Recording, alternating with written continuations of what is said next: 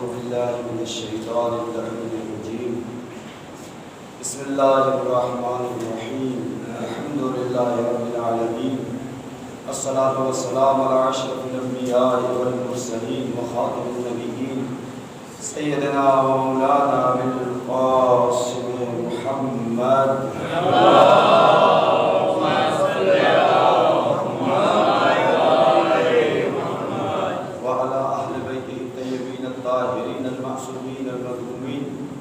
ولعنة الله على أعدائهم أجمعين من يومنا هذا إلى قيام يوم الدين أما بعد قال الله تعالى في القرآن الحكيم وهو أصدق الصادقين وقوله الحق بسم الله الرحمن الرحيم يا أيها الذين آمنوا اتقوا الله وكونوا مع الصادقين صلى الله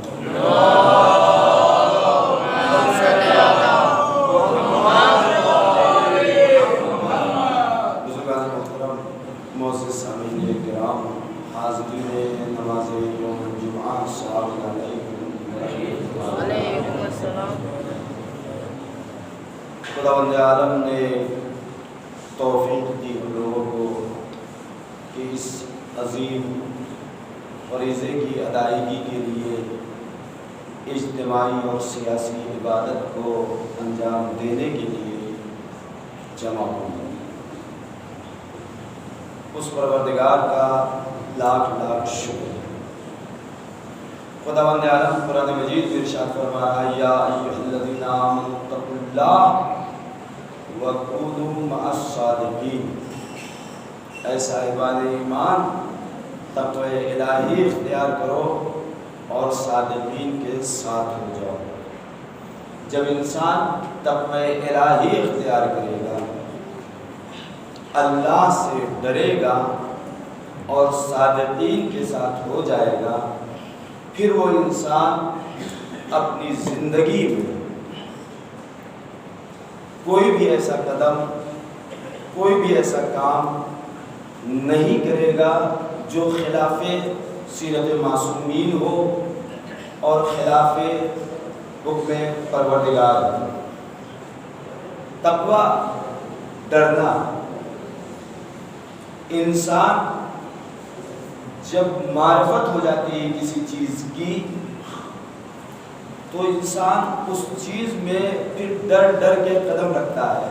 جیسا کہ میں نے مثال عرض کی تھی کہ ڈاکٹر کا جو ہیلپر ہوتا ہے 20 سال 10 سال 15 سال ڈاکٹر کے ساتھ رہ کر اس کے اندر اتنے تجربات آ جاتے ہیں کہ وہ آپریشن کرنے لگتا ہے لیکن جب وہ آپریشن کرنے لگتا ہے تو ڈاکٹر اس سے کہتا ہے کہ تم نے جو ہے جب تمہارے اندر یہ کمال ہو گیا ہے کہ تم آپریشن کرنے لگے ہو تو جاؤ تھوڑا سا پڑھ لو اور ڈگری لے لو تاکہ تمہارے اوپر کوئی اعتراض نہ کرے۔ ابھی تک یہ آپریشن کرتا تھا تجربے کی بنیاد پہ، اب اس نے پڑھنے کے بعد اب جب آپریشن کرنا شروع کرے گا، اب جب یہ پڑھ لکھ کر آیا اور اس نے شروع کیا تو اس کا ہاتھ کانپ رہا ہے، یہ ڈر رہا ہے۔ اب اس سے سوال کیا جائے کہ تم تو پہلے بڑی آسانی سے بہت جلدی آپریشن کر دیتے تھے، اب یہ کیا ہوا تمہارے اندر؟ اب تمہارے اندر یہ کیا بدلاؤ آ گیا؟ تم ڈر کیوں رہے اتنا؟ کیوں اس طریقے سے کر رہے ہو؟ تو اس کا جواب یہی ہوگا کہ چونکہ پہلے جب کرتے تھے تو معرفت نہیں تھی، میں جانتا نہیں تھا کون سی رگ کون سی نس کہاں تعلق رکھتی ہے، کون سی نس کو کٹنا چاہیے کون سی نس کو نہیں کٹنا چاہیے۔ لیکن اب جو ہم پڑھ کے آئے ہیں تو چونکہ ہمارے اندر معرفت پیدا ہو گئی اس لیے میں ڈر ڈر کے کام کر رہا ہوں۔ تو انسان کے اندر جب معرفت پروردگار آ جاتی ہے، معرفت اہل بیت آ جاتی ہے تو پھر وہ کوئی قدم الٹا سیدھا نہیں اٹھائے گا، پھر وہ ڈرے گا قدم اٹھانے سے پہلے۔ قرآن میں اللہ فرماتا ہے صلی محمد والے محمد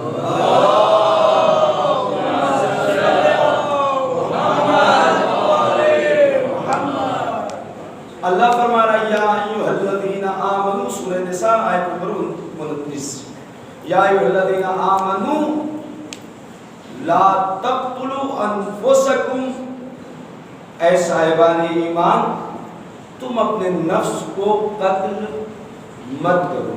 اللہ منع کر رہا ہے تم اپنے آپ کو مت مارو، خودکشی مت کرو۔ کہ میں اپنے نوجوانوں کے لیے کہہ رہا ہوں، یہ آج کا خطبہ ہمارے نوجوانوں کے لیے ہے، غور سے سنیں اس کو، اور بزرگان اپنے بچوں کو بتائیں، پہنچائیں اس بات کو۔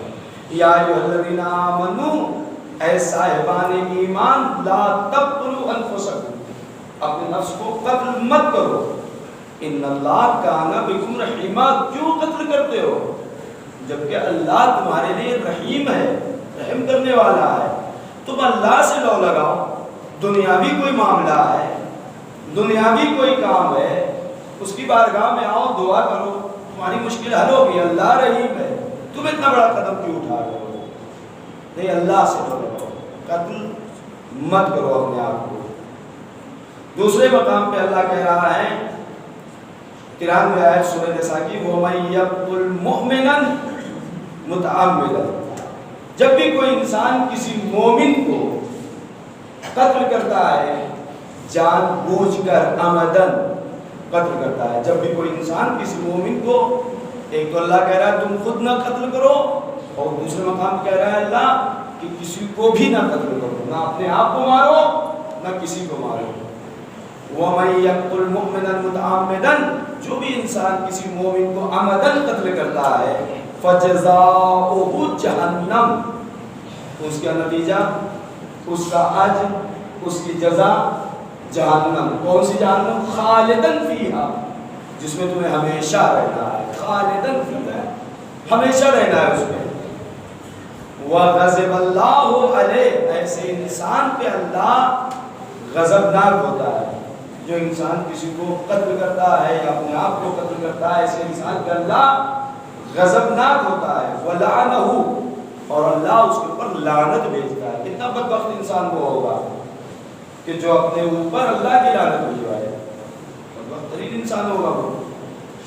اللہ اس کے اوپر لعنت بھیجتا ہے، وَأَعَدَّ لَهُ عَذَابًا عَظِيمًا، اور اللہ اسے پلٹائے گا بڑے عذاب میں، عظیم عذاب میں، بڑے عذاب میں۔ پھر اس کے بعد سورہ نساء میں اللہ فرمایا 30ویں آیت، وَمَن يَفْعَلْ ذَلِكَ، جس نے بھی یہ عمل انجام دیا، خودکشی کی یا کسی کو مار دیا، جس نے بھی یہ عمل انجام دیا، عدواناً سرکشی کرتے ہوئے، وظلماً ظلم کرتے ہوئے، اپنے نفس پر، اپنے آپ پر یا سامنے والے پر ظلم کرتے ہوئے، فَسَوْفَ نُصْلِيهِ نَارًا، پسند قریب ہم اس کو وصل کرتے ہوئے پہنچا دیں گے جہنم میں۔ اللہ کہہ رہا ہے ایسے انسان کو جہنم میں پہنچائے۔ آدمی یہ سب قدم کب اٹھاتا ہے؟ جو اسے معرفت نہیں ہوتی، اسے بتایا نہیں جاتا ہے، وہ جانتا نہیں ہے کہ یہ کام ہے کیا، اس کا کرنے کا نتیجہ کیا ہوگا، اس کو ہم پہنچا دیں گے جہنم میں۔ وَكَانَ ذَلِكَ عَلَى اللَّهِ يَسِيرًا، اور یہ کام اللہ کے لیے سخت نہیں ہے، بہت آسان ہے۔ اس لیے کہ یہ جسم جو ہے ہمارے پاس ضرور، لیکن امانت اللہ کی ہے، یہ امانت ہے، اور امانت میں خیانت اللہ نہیں برداشت کر سکتا ہے۔ انسان اگر خائن ہے تو اللہ خیانت کو نہیں برداشت کرے گا۔ پھر اس کے بعد 5ویں امام فرماتے ہیں ان المؤمن یبتلا بکل بلیۃ، مومن ہر قسم کے بلا میں مبتلا ہو سکتا ہے، مومن ہر قسم کے بلا میں مبتلا ہو سکتا ہے۔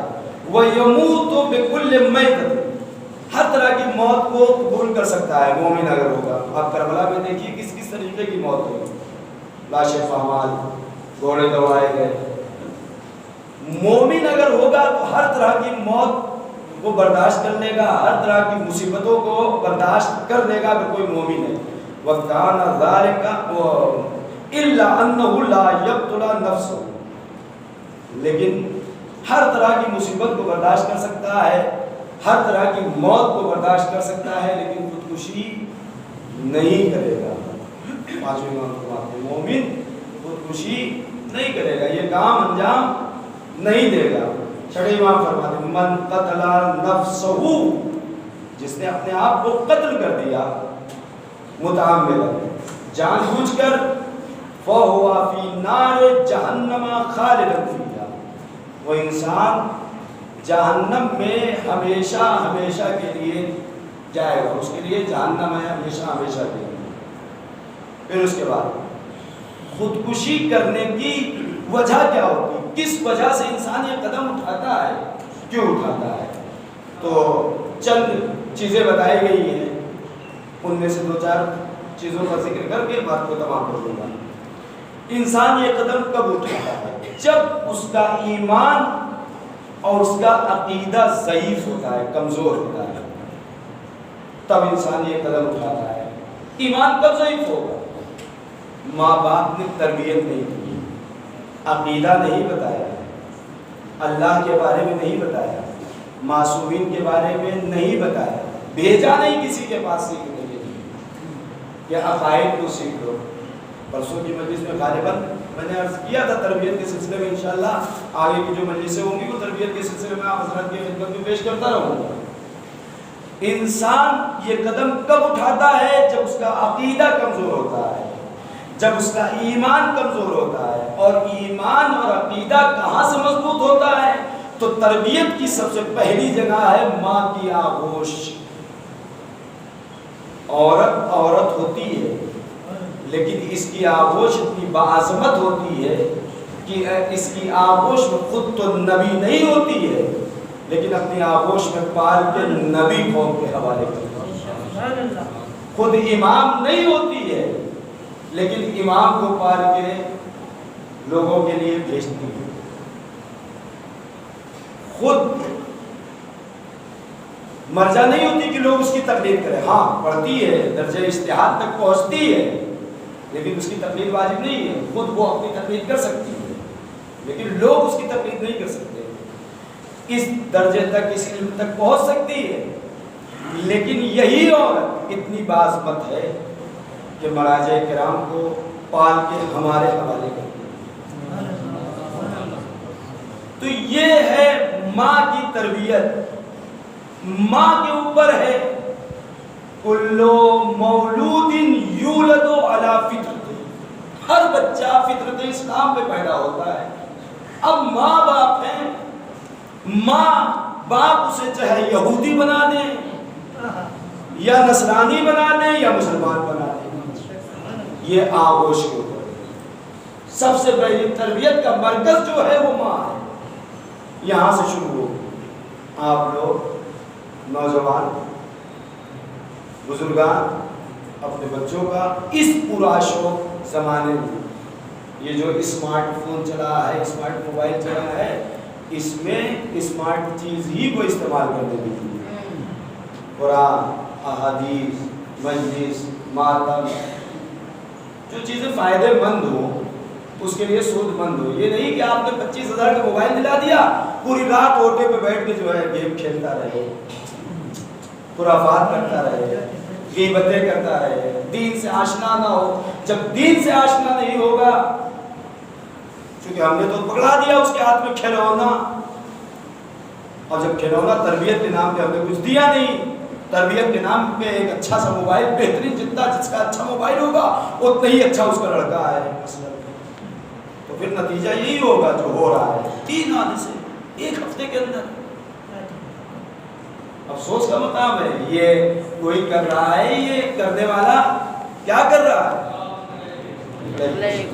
خود تو اپنے لیے بگاڑ رہا ہے، معاشرے کو شرمندہ، والدین کو شرمندہ، سماج کو شرمندہ، خاندان کو شرمندہ۔ یہ کیا ہے؟ آپ لوگوں کی ذمہ داری ہے اپنے بچوں کو معارف اہل بیت سے آشنا کرائیے۔ ایمان کی کمزوری اور اعتقاد کی کمزوری، اعتقادی اعتبار سے آپ مضبوط بنائیے اپنے بچوں کو۔ اور جلدی جلدی عمرو ابن عبید بصری یہ تلاوت کر رہے تھے امام کے سامنے، چھٹے امام کے سامنے۔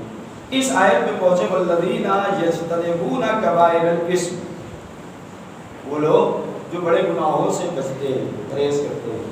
چپ ہو گئے، تلاوت کرتے خاموش ہو گئے۔ مولا نے پوچھا خاموش کیوں ہو گئے؟ کہا مولا بتا دیجئے بڑے گناہ کون ہیں، کہ کون کون سے بڑے گناہ ہیں؟ تو سارے تو نہیں، چند گناہ بتائے، جن میں چند اہم گناہ معصوم بتا رہے ہیں اور مختصر بتا رہے ہیں، تو سب سے اہم ہوں گے وہی بتائیں گے معصوم۔ کیا بتا رہے ہیں؟ سب سے پہلے اللہ کے ساتھ کسی کو شریک قرار دینا، یعنی شرک سب سے بڑا گناہ۔ اس کے بعد اللہ سے نا امیدی، لا تقنطوا من رحمت اللہ، دوسرا گناہ۔ آتے والدین، تیسرا گناہ۔ چوتھا گناہ حرام موت مرنا۔ پانچواں گناہ کسی کو مار دینا۔ یہ 5 چیزیں اس کو بتائی معصوم نے، یہ 5 گناہ۔ اچھا، دوسری وجہ کیا ہے؟ جب انسان معنوی اعتبار سے، اخلاقی اعتبار سے ضعیف ہوگا تو پھر ایسا قدم اٹھائے گا۔ اخلاق اچھا ملے ہی نہیں، اٹھنا اور بیٹھنا ایسے لوگوں کے ساتھ رہا کہ جو دین سے واقف ہی نہیں تھے، کہ کبھی آشنا کر دیتے، دین کے بارے میں بتا دیتے کہ دیکھو یہ چیزیں دین نے ایسا ایسا منع کیا ہے، یہ سب چیزیں نہیں کرنا چاہیے، ہے نا؟ تو ظاہر سی بات ہے انسان ایسے قدم اٹھائے گا۔ اچھا، معنویت میں کمی کہاں کہاں سے ہوتی ہے؟ انسان کے اندر جب حسد ہو، انسان کے اندر جب کینہ ہو، انسان جب غصہ ہوتا ہو، بہت زیادہ خیانت کرتا ہو، غرور ہو، شراب خوری ہو، جوا کھیلتا ہو، ہے نا؟ ان سب چیزوں سے معنوی اعتبار سے انسان کمزور ہوتا ہے۔ پھر اس کے بعد تیسری چیز، بس یہ تیسری چیز انسان کے لیے عامل بنتی ہے ایسا کام انجام دینے کی، کیا ہے وہ؟ نامشروع تعلقات۔ شریعت جس تعلقات کی اجازت نہ دے رہا ہو ایسے تعلقات بنانا، محرم اور نامحرم کا کوئی خیال نہ رہے، کون ہمارا محرم ہے کون ہمارا نامحرم ہے۔ جب انسان ایسے اعمال انجام دے گا تو ظاہر سی بات ہے کہ نتیجے اسی طریقے کے ہوں گے۔ گھر کے ذمہ داروں کی یہ ذمہ داری ہے کہ ایسے تعلقات سے اپنے بچوں کو بچائیں۔ اگر لڑکی 9 سال کی ہو گئی تو کوشش کریں گھر میں رہے، کیا ضرورت ہے باہر رہنے کی؟ کس لیے باہر بھیجیں؟ کس لیے دیر رات تک ادھر ادھر ہے بچے؟ آپ کی ذمہ داری۔ بچہ 15 سال کا ہو گیا، مسجد میں نہیں جا رہا ہے، آپ کو فکر ہونی چاہیے، آپ کو سوچنا چاہیے مجلسوں میں کیوں نہیں بیٹھ رہا ہے۔ وہ جو منبع ہے، جو مرکز ہے معرفت اہل بیت، جہاں سے کچھ ملنے والا ہے، جہاں سے اس کے لیے نجات ہے، جہاں بیٹھ کے ایسے قدم نہیں اٹھا سکتا ہے، کیوں نہیں بھیج رہے ہیں؟ کیوں آپ نہیں ڈانٹ رہے ہیں؟ کیوں نہیں مجلسوں میں وقت پہ پہنچ رہا ہے وہ بچہ؟ کیوں مصاحب میں پہنچ رہا ہے؟ کیوں مصاحب میں آپ بھیج رہے ہیں؟ کیا مجلس کا مقصد صرف اتنا ہی ہے؟ مجلس تو معرفت اہل بیت حاصل کرنے کے لیے، اہل بیت کے پیغامات کو سننا اور دوسروں تک سنانے کے لیے۔ کیوں آپ غافل ہیں؟ کیوں بچے غافل ہیں اس چیز سے؟ یہ آپ کی ذمہ داری ہے، آپ کے معاشرے کی ذمہ داری ہے۔ آپ کو سوال ہے محمد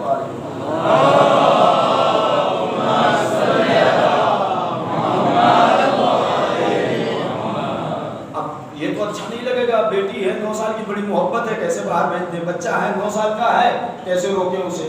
کیسے نماز کے لیے جگائیں؟ انسان کو سخت گزرے گا، یا ٹوکے ڈانٹے پھٹکارے۔ اللہ کہہ رہا عسیٰ ان تکرہوا شیئا وہو خیر لکم، تم جس چیز سے کراہت محسوس کرتے ہو، جسے تم اچھا نہیں سمجھتے ہو، وہ تمہارے لیے خیر ہے، وہ تمہارے لیے بہتر ہے۔ جسے تم اچھا نہیں سمجھ رہے ہو وہ تمہارے لیے بہتر ہے۔ وعسیٰ ان تحبوا شیئا وہو شر لکم، اور جس چیز کو تم بہت اچھا سمجھ رہے ہو، 25,000 کا موبائل دلا دینا، جیب خرچ ضرورت سے زیادہ دے دینا، اوٹے پہ بیٹھا رہے بچہ، کوئی پرواہ نہیں ہے، اس چیز کو جو تم اچھا سمجھ رہے ہو یہ تمہارے لیے شر ہے، یہ تمہارے لیے برائی ہے۔ قرآن کہہ رہا ہے، مجھے ایسے نہیں کہہ رہا ہوں، جتنی باتیں ہیں معصومین اور قرآن اور حدیث اور سند کے ساتھ، میں کوئی ضعیف روایت بھی نہیں آپ حضرات کی خدمت میں پڑھ رہا ہوں، آپ لے سکتے ہیں، ہمارا دیکھ سکتے ہیں۔ یہ تمہارے لیے شر ہے جسے تم اچھا سمجھ رہے ہو، اس سے بچو۔ پھر اس کے بعد وَأَنْتُمْ لَا تَعْلَمُونَ، جبکہ تمہیں علم نہیں ہے اس بات کا، علم حاصل کرو۔ ان اللہ، اب ایسا کسی نے انجام دے دیا، اب جس نے دیا آئندہ کے لیے ہمیں باخبر ہونا پڑے گا، آئندہ کے لیے ہمیں متوجہ ہونا پڑے گا۔ اب کسی نے ایسا قدم اٹھا لیا اور دنیا سے رخصت ہو گیا، اب رخصت ہو جانے کے بعد طرح طرح کی باتیں ہم کرنے کی ہمارے لیے وہ نہیں اجازت کہ ہم اس کے لیے فاتحہ نہ پڑھیں اور اس کے لیے کار خیر نہ کریں اور یہ نہ کریں اور وہ تو یہ ہو گیا، وہ ایسا نہیں کہہ سکتے ہیں ہم۔ ثبوت جناب آپ کہاں سے کہہ رہے ہیں؟ کیسے کر سکتے ہیں؟ وہ تو حرام ہے مسئلہ، آپ کہہ رہے ہیں حرام۔ ثبوت کیا ہے؟ اگر کار خیر نہ کرنا ہوتا، اللہ کو نہ کروانا ہوتا، معصومین کو نہ کروانا ہوتا، تو یہ جو غسل واجب ہے، یہ جو کفن واجب ہے، یہ جو نماز میت واجب ہے، یہ جو دفن واجب ہے، یہ اللہ واجب قرار نہ دیتا۔ یہ واجب قرار دیا ہے کہ آپ اس کے لیے کار خیر کریں، اس لیے واجب قرار دیا ہے۔ اور نماز میت میں وہ شارٹ نہیں کر دی گئی ہے، وہ جملہ نہیں نکلوا دیا ہے معصومین نے کہ ایسی موت مرنے والوں کے لیے یہ جملہ نہ استعمال کرو، اللہم انا لا نعلم منہا الا خیرا۔ یہ نہیں کہا کہ اس جملے کو نکال دو، نہیں، پھر بھی آپ کو کہنا ہے اللہم انا لا نعلم منہا الا خیرا، پروردگار ہم اس کے بارے میں سوائے خیر کے کچھ نہیں جانتے۔ جب آپ نماز میت مردہ ہے، آپ اس کے سامنے یہ جملہ کہہ رہے ہیں اور اللہ کہلوا رہا ہے، جو اللہ یہ نہیں پسند کر رہا ہے مردے کے سامنے اس کی برائی کرے، آپ کیسے زندوں کو الٹا سیدھا کہہ سکتے ہیں، برائیاں کر سکتے ہیں، غیبتیں کر سکتے ہیں۔ اب مرنے والا اس طریقے کی موت مر گیا تو کیا صاحب نا امید ہو جائیں، چھوڑ دیں، کارے خیر نہ کریں؟ نہیں، خودکشی بھی دو طرح کی، خودکشی دو طرح کی۔ ایک خودکشی یہ ہے کہ شرک کے ساتھ، یعنی اللہ سے نا امید ہو کے ایک انسان خودکشی کر رہا ہے۔ یہ جتنی باتیں میں پڑھ رہا ہوں یہ مستندات ہیں، روایات سے آپ آگے دیکھیں۔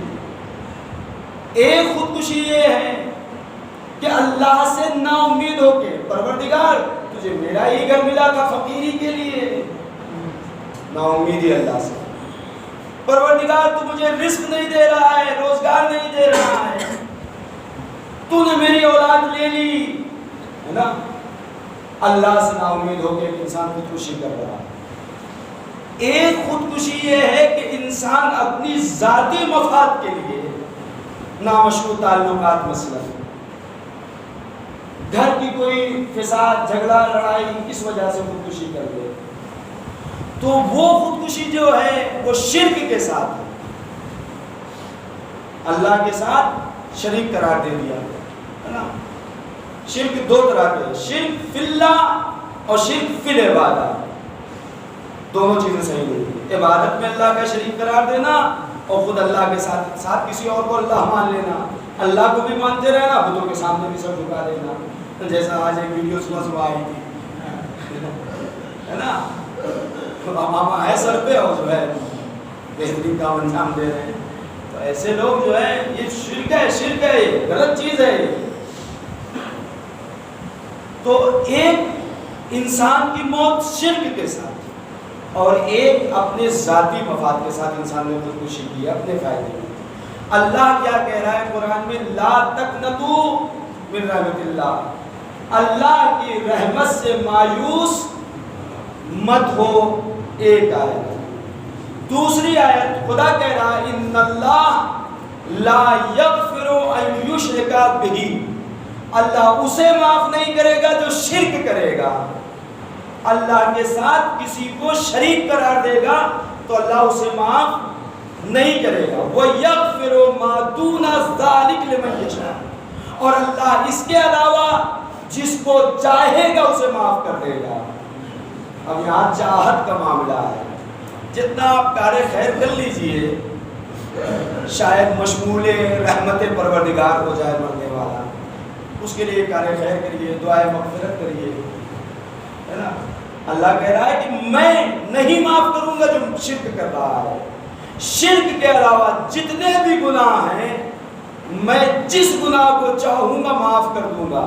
یہ آیت مطلق ہے، مطلق مقید نہیں ہے، کسی قید نہیں لگا رکھی ہے کہ مثلا جو ہے کسی خاص گناہ نہیں. اللہ نے مطلق بات کہی، شرک کے علاوہ جتنے بھی گناہ، اس میں خودکشی بھی آ جائے، اس میں اور بھی تمام گناہ ہو جائیں گے، آپ بھی آ سکتا ہے، تمام گناہ آ سکتے ہیں. بس یہ ہے کہ اللہ اگر چاہے، اب اللہ اس کے لیے چاہتا ہے نہیں چاہتا ہے وہ ایک الگ بات ہے، وہ ایک الگ مسئلہ ہے. تو انسان کو نا امید نہیں ہونا چاہیے. اللہ کہہ رہا ہے کہ میں معاف کر دوں گا مشرک کے علاوہ جو کچھ بھی ہے ان کے گناہ ہو. وَمَن يُشْرِكْ بِاللَّهِ فَقَدِ افْتَرَىٰ إِثْمًا عَظِيمًا، اور جس نے اللہ کے ساتھ کسی کو شریک قرار دیا اس نے بڑا گناہ انجام دیا. ٹھیک، اب مرنے والا ایک تو یا تو شرک کی موت مر رہا ہے خودکشی کرنے والا، اس کے لیے تو راستہ بند. دوسرا ذاتی مفاد پہ انسان مر رہا ہے خودکشی کرنے والا. اب ذاتی مفاد میں بھی دو راستے ہیں. ایک انسان مر رہا ہے با ایمان، اور ایک انسان مر رہا ہے کہ خودکشی کرتے وقت جب اس کی روح قبض ہو رہی ہے، جس وقت اس کی روح قبض ہو رہی ہے اس کا عقیدہ صحیح تھا یا نہیں تھا. با ایمان عاقبت بخیری کے ساتھ دنیا سے رخصت ہوا ہے یا نہیں ہوا ہے. اگر عاقبت بخیری کے ساتھ رخصت ہوا ہے تو اس کے لیے معصوم کی حدیث ہے. کسی نے سوال کیا، اور چونکہ یہ حدیث میں لکھ کے اس لیے نہیں لایا کہ چونکہ معصوم کا نام مجھے نہیں ملا، اور اس حدیث کو ایک دم مستند بھی میں نہیں پیش کرتا ہوں، آپ اس کو ایک دم مستند بھی نہ سمجھیے گا. علی بن ابراہیم نے سوال کیا معصوم سے. کون سے معصوم؟ میں نے بہت تلاش کیا نہیں ملا. کس معصوم سے سوال کیا کہ جنوں میں جو مومن جن ہیں وہ کیا جنت میں جائیں گے؟ تو امام نے کہا نہیں، وہ جن بھی جنت میں نہیں جائیں گے. معصوم نے کہا وہ جن بھی جنت میں نہیں جائیں گے، اور جو شیعوں میں فاسق ہیں وہ بھی جنت میں نہیں جائیں گے. ان کے لیے ایک راستہ ہے اعراف کا. سورہ اعراف پڑھا ہے قرآن میں، سورہ اعراف. یہ کیا ہے؟ جنت اور جہنم کے درمیان کا جو راستہ ہے اسے اعراف کہتے ہیں. جنتیوں کے لیے جہنم ہے اور جہنم والوں کے لیے یہ جنت ہے. ایسے افراد کے لیے اگر مشمول رحمت پروردگار ہو گئے، با ایمان موت ہوئی ان کی خودکشی کے وقت، جس وقت ملک الموت نے روح کو قبض کیا، اس وقت اگر با ایمان رخصت ہوئے تو ایسے افراد نہ جنت میں، کب؟ وہ بھی محشر کے وقت کی بات ہے. یہ نہیں کہ قبر سے اور اس کے بعد قیامت تک کی منزل، اس میں سخت عذاب ہے. اس میں نہیں ہے راستہ، کوئی راستہ نہیں اس میں خودکشی کرنے والے کو. آپ اس کے لیے کار خیر کرتے رہے، وہ اکٹھا ہوتا رہے. محشر میں جب حساب و کتاب ہوگا، جب جنت و جہنم ملے گی، تو ایسے افراد کہ جو با ایمان رخصت ہوئے ہیں خودکشی کریں، ایسے لوگوں کے لیے یہ مقام اعراف کی منزل ملے گی. آیت اللہ مکارم سے کسی نے سوال کیا، مسئلہ معلوم کیا. مسئلہ میرے پاس ہے، دیکھ سکتے ہیں. مسئلہ معلوم کیا، جو افراد خودکشی کر لیتے ہیں، جو افراد خودکشی کر لیتے ہیں، کیا ان کے لیے جو سوالات ہم سے ہوئے، کیا سورہ فاتحہ پڑھیں نہ پڑھیں، یہ کریں وہ کریں، ان سے سوال ہوا کیا ان کے لیے سورہ فاتحہ کار خیر کر سکتے ہیں؟ ہاں بالکل کرنا چاہیے، اور دعا کرنا چاہیے کہ اللہ ان کی مغفرت فرمائے. چونکہ خدا کہہ رہا ہے کہ میں تمام گناہوں کو معاف کر سکتا ہوں، صرف شرک کو نہیں معاف کرتا. لا تقنطوا من رحمت اللہ. انسان کو کسی بھی حال میں اللہ کی رحمت سے مایوس نہیں ہونا چاہیے. اور جس چیز کو انسان نہیں جانتا ہے اس کے بارے میں فتویٰ دینے کی ضرورت نہیں ہے. فتویٰ دینا صرف مفتی کا کام ہے، مجتہدین کا کام ہے. مراجع کرام ان کے فتووں کو نقل کر سکتے ہیں، جو انہوں نے فتوے دیے اس کو بیان کر سکتے ہیں. بسم اللہ الرحمن الرحیم. قل هو اللہ احد اللہ الصمد لم یلد ولم یولد ولم یکن له کفوا احد.